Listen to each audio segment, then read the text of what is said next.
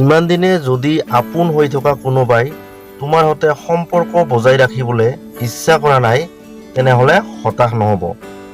কাৰণ সি সঁচাকৈ তোমাক আপোন বুলি ভবাহেঁতেন হেজাৰ সমস্যাৰ মাজতো তোমাক সুখী কৰি ৰখাৰ কথাটো নাপাহৰিলেহেঁতেন। যিয়ে তোমাক এৰি যায় তাৰ কথাকে ভাবি দুখী হৈ নাথাকিব, কাৰণ যি প্ৰকৃত আপোন সি কেতিয়াও এৰি নাযায়। আৰু যাক আপোন বুলি ভবাৰ পিছতো এৰি যায় সি আচলতে ইমান দিনে আপোন হোৱাৰ অভিনয়হে কৰি আছিল। অৱশ্যে কিছুমান আপোন মানুহ নিৰুপায় হৈহে এৰি যাবলৈ বাধ্য হয়।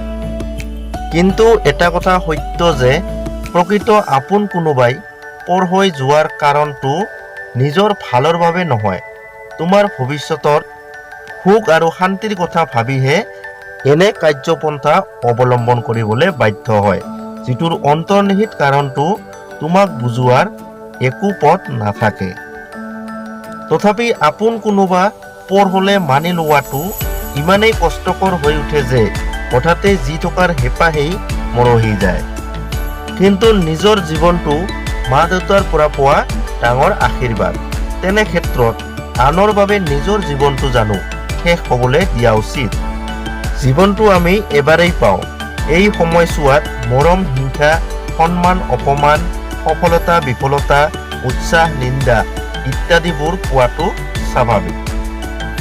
এইবোৰ প্ৰাপ্য বুলি সন্তুষ্টিৰে মানি ল'ব লাগে, কিয়নো এবাৰ ভাবি চাবচোন এইবোৰ অবিহনে দেখোন জীৱনৰ একো মজাই নাথাকিব। আচলতে জীৱনটো সহজভাৱে ল'লে তেনেই সৰল, আৰু জটিলভাৱে ল'লে সমস্যাৰে ভৰপূৰ। বাকীখিনি নিজৰ বিবেকৰ ওপৰত নিৰ্ভৰ কৰে। সমস্যাবিহীন জীৱনৰ একো আমেজেই নাথাকে। না কিবা সমাধান কৰাৰ সুযোগ থাকে, না কিবা শিকাৰ আশা থাকে। অৰ্থাৎ থিয়ৰী বুজিলেও প্ৰেক্টিকেলি জীৱন বিষয়ত একো জ্ঞান প্ৰাপ্তি নহয়। কিয়নো কোনো এখন খেল অকলে খেলি জানো আমেজ পোৱা যায় অথবা চেম্পিয়ন হ'ব পাৰি? একেদৰেই জীৱনটোকো সমস্যাবিহীনভাৱে চলাই থাকিলে একো আনন্দ পোৱা নাযায়। কাৰণ চেলেঞ্জ বিনে সফলতাৰ হাঁহি কেতিয়াও মাৰিব নোৱাৰি।